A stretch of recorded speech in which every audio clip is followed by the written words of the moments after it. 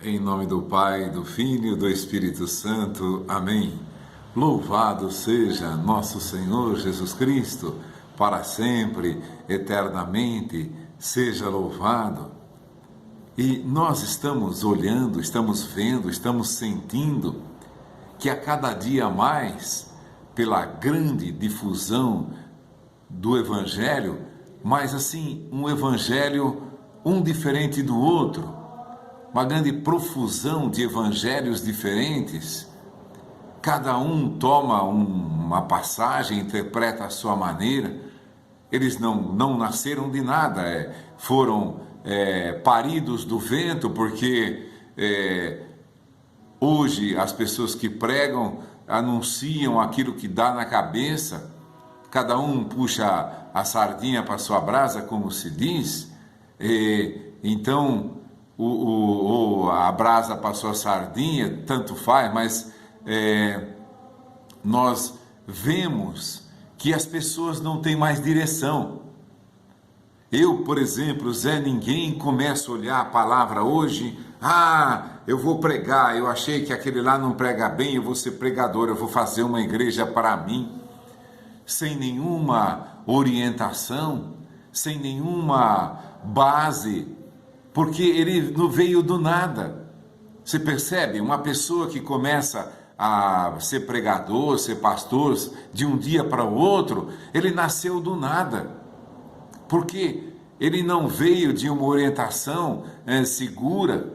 Mesmo que ele tenha feito um cursinho com outros pastores, ele não vai pertencer àquela igreja.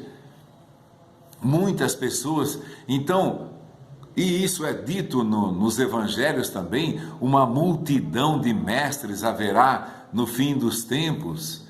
E isso eu digo porque cada dia se torna mais necessário perdermos o Espírito Santo, estarmos rezando para sermos iluminados, para que muitas pessoas aí que ainda não creram, numa hora de necessidade vão cair na mão desses lobos vorazes.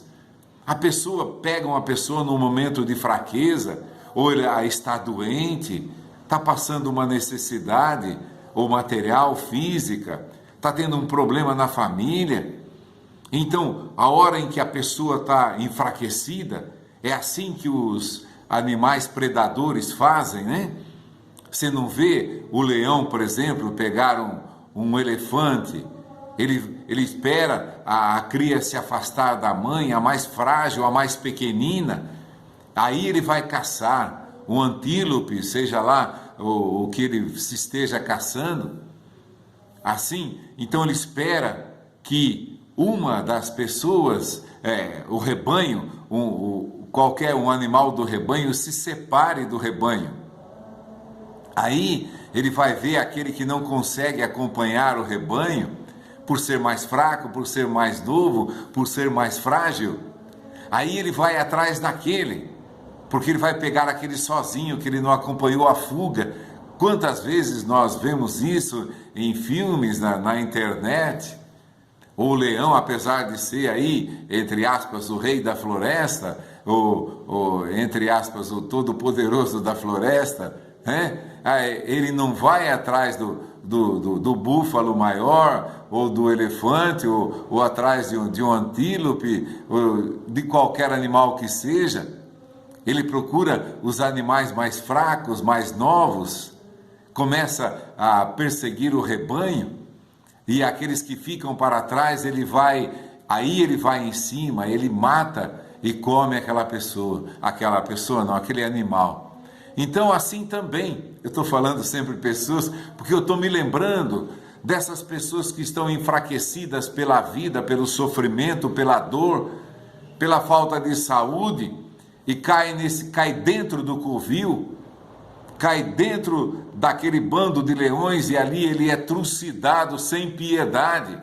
Arrancam os seus bens, arrancam tudo o que podem, arrancam do seu tempo, do seu dinheiro, de tudo que podem. É assim, são os predadores de hoje, são os grandes predadores do Evangelho. E nós estávamos lendo hoje a passagem os apóstolos seguindo a Jesus passam por um campo narrado lá no capítulo 12 de São Mateus, desde o começo desse capítulo 12.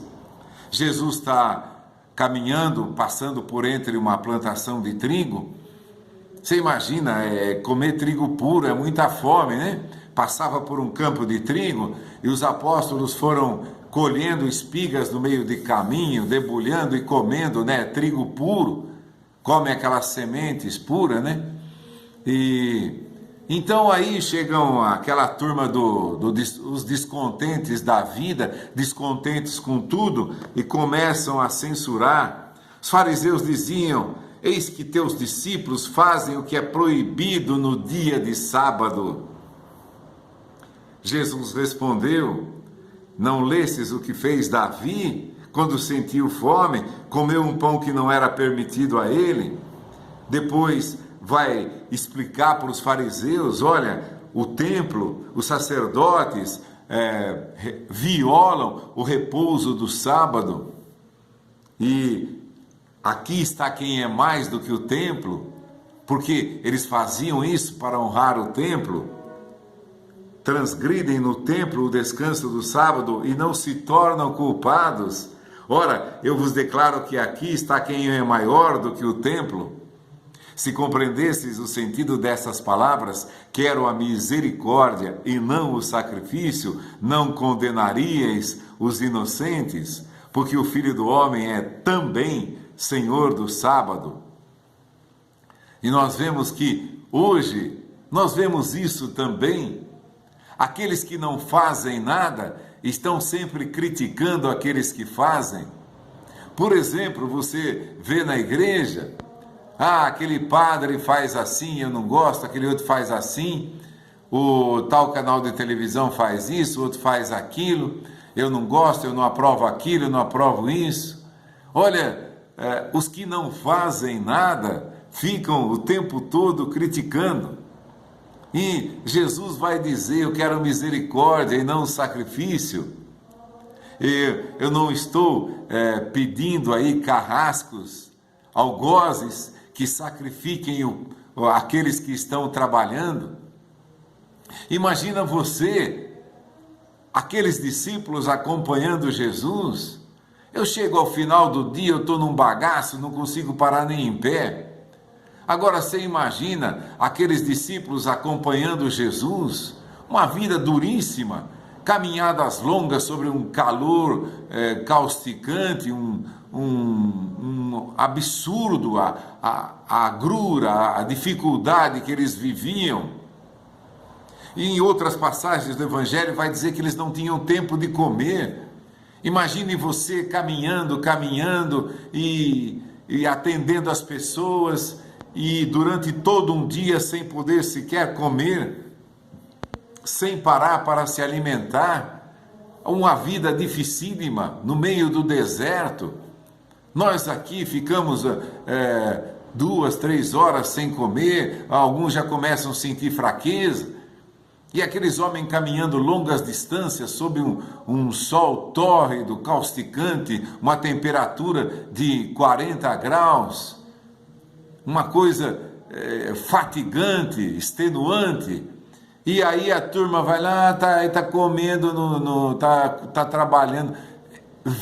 Olha só, viram que estavam se alimentando para matar a fome.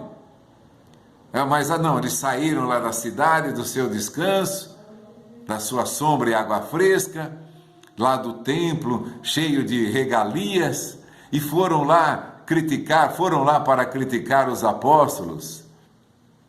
Quero misericórdia e não o sacrifício.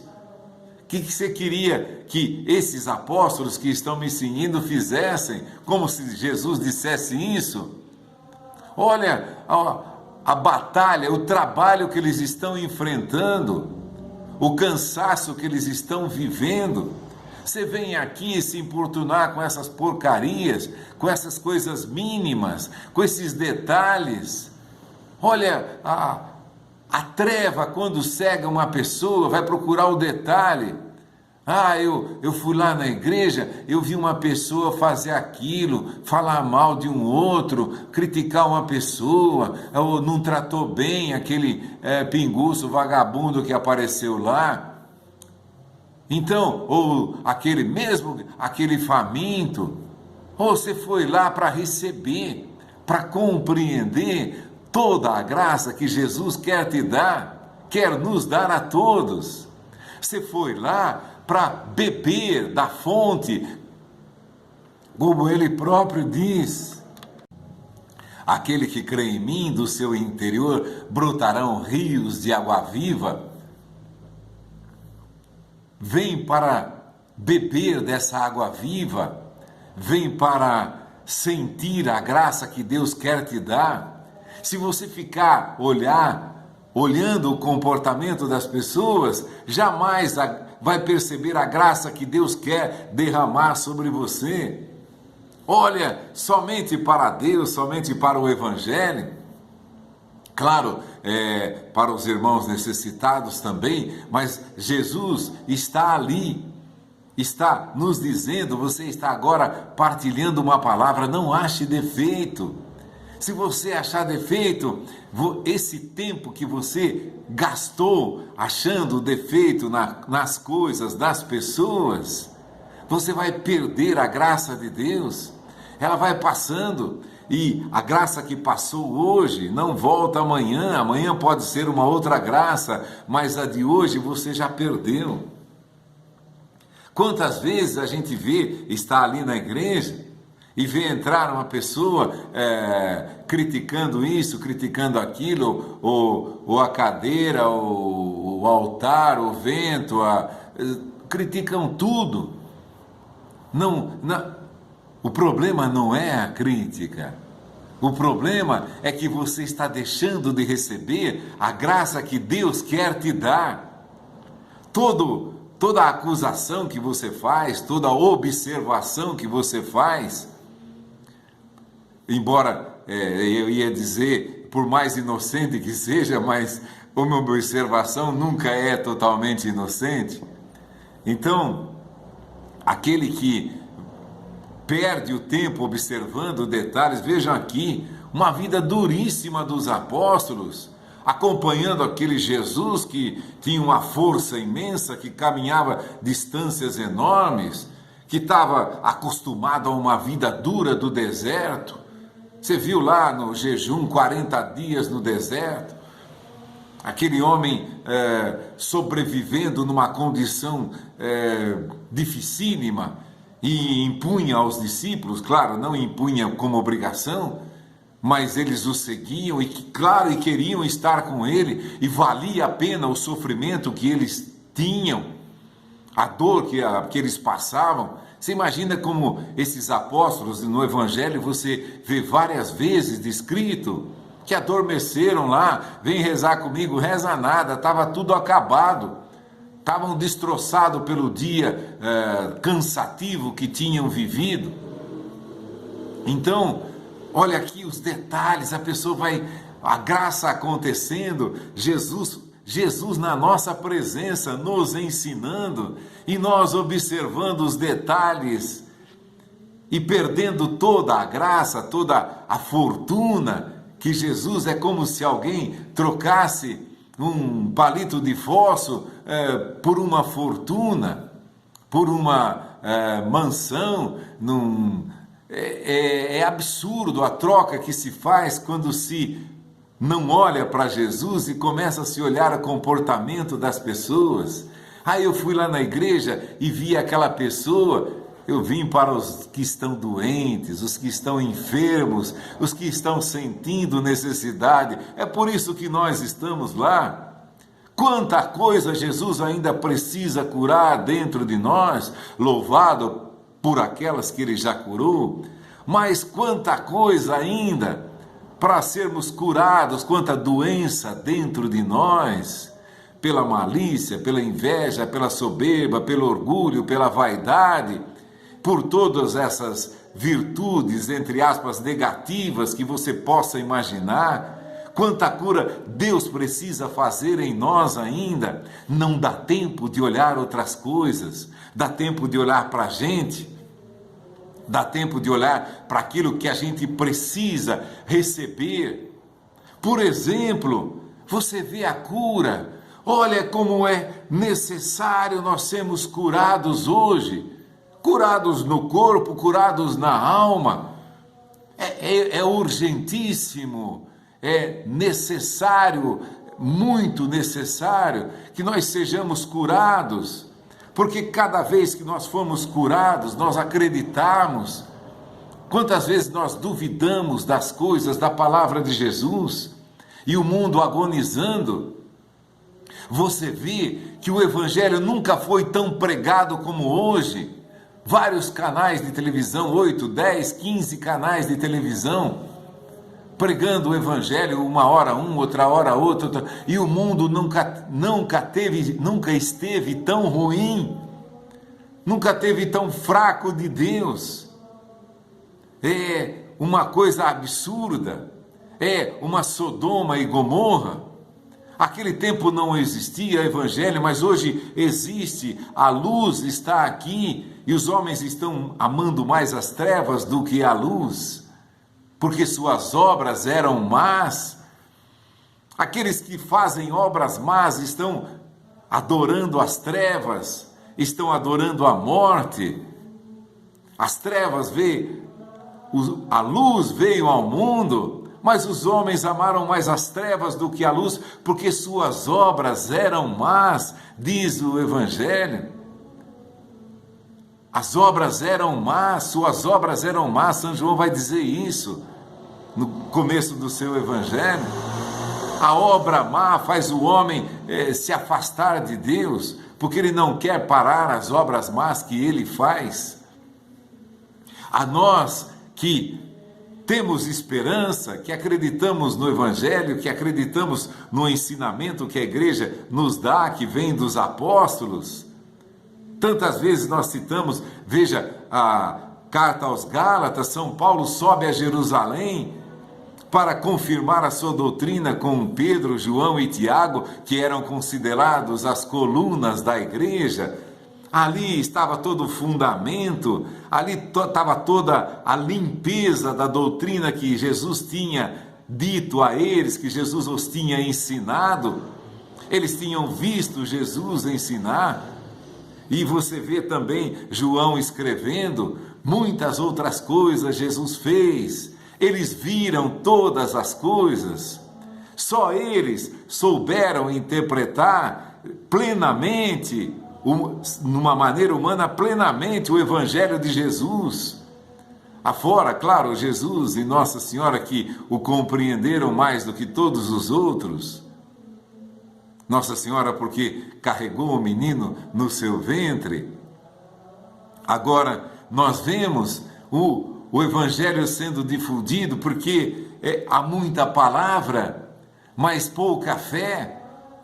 Homens de pouca fé, até quando eu terei de suportar-vos? É uma hora a reclamação de Jesus. Vocês não têm fé, vocês não se unem para rezar. Vocês veem a pessoa morrendo aos poucos do teu lado, na tua frente, ou rodeado, cercado, ou porque vivia um problema, ou uma doença, ou uma necessidade, e vocês não se mexem. Há quantos doentes, quantas pessoas depressivas, quantas pessoas tendo, às vezes, síndrome que não conseguem mais trabalhar, não conseguem fazer mais nada, ficam prostrados. E a gente não se importa com eles, se importa com os detalhes, com as coisinhas pequenas, como os fariseus. Eles estão comendo, eles estão trabalhando, não estavam trabalhando, eles estavam só colhendo o que eles iam comer. Ninguém estava trabalhando lá, juntando cestos cheios de trigo para recolher num celeiro. Ninguém estava fazendo isso. Olha, aonde chega a treva, assim também nós estamos vendo na nossa igreja. Por isso também se testemunha que ela é verdadeira, porque toda a perseguição está vindo contra a Igreja Católica. Vejam, por exemplo, aquele caso do padre Marcelo. uma, sei lá, endemoniada, louca, subiu, empurrou. Quanto que esse homem trabalha e trabalhou pelo Evangelho e vai trabalhar ainda? Quanto que ele dá de sua vida? Quanto que ele se gastou pelo Evangelho? Então a perseguição é contra a igreja. Por aí também você sabe que ela é o sustentáculo da verdade. É essa igreja que sustenta a verdadeira fé. Porque você não vê perseguirem outras pessoas. Agora, grandes ataques contra a igreja, contra a nossa fé, contra Nossa Senhora. Por quê? Porque é um sinal. O São Mateus vai dizer, no fim dos tempos, haverá tempos difíceis. Será como Sodoma e Gomorra, os homens vão preferir o seu pecado, vão estar enlouquecidos pelo pecado, como nos dias de Noé. Diz assim, a perversidade de Sodoma e Gomorra. Aí Jesus vai dizer, numa outra parte, se esses milagres que eu fiz aqui em Cafarnaum, Corozaim, Betsaida, tivessem sido feitos em Sodoma e Gomorra, ela existiria até hoje. Olha onde chega a negação, a perversidade da negação da criatura humana. Sodoma e Gomorra teriam se convertido.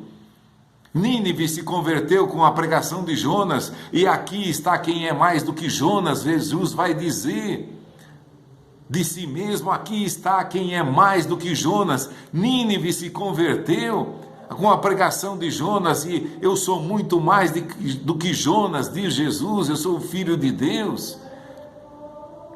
Olha a perversidade do ser humano. Então, não dá tempo de olhar os detalhes, não dá tempo de olhar o que está acontecendo, digo assim, de maneira negativa. Se você tem observação para fazer, daquele padre, daquele leigo, daquele ministro da Eucaristia, seja lá de quem quer que for, seja de quem quer que seja, não dá tempo, percebe? Não dá tempo para ficar observando as coisas, dá tempo para ir lá, rezar e suplicar misericórdia, misericórdia, como Jesus diz aqui. Vocês não entenderam? Eu quero a misericórdia e não o sacrifício. Não condenem os inocentes. Não gaste tempo condenando o inocente. O Filho do Homem é Senhor do sábado, é Senhor do domingo, é Senhor de todas as pessoas, de todas as coisas, de todos os alimentos. O Senhor é o Senhor de tudo.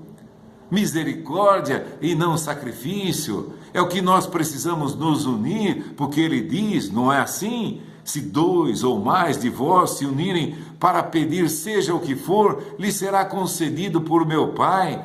Peçam o Espírito Santo para ter o discernimento, para não serem, numa hora de fraqueza, de necessidade, serem devorados por esses lobos famintos, por esses carrascos daqueles que estão morrendo, por esses predadores de gente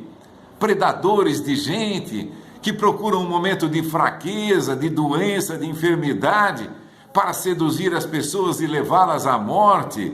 Eles que morrem também querem levá-las à morte. Que o Espírito Santo se derrame sobre nós neste dia com seu amor, com sua graça, com seu perdão, para compreendermos hoje, a cada dia melhor, a cada dia mais, a infinita misericórdia que Jesus quer derramar sobre mim e sobre você. Em nome do Pai, do Filho e do Espírito Santo. Amém. Louvado seja nosso Senhor Jesus Cristo, para sempre, eternamente seja louvado pelo dom da sua salvação.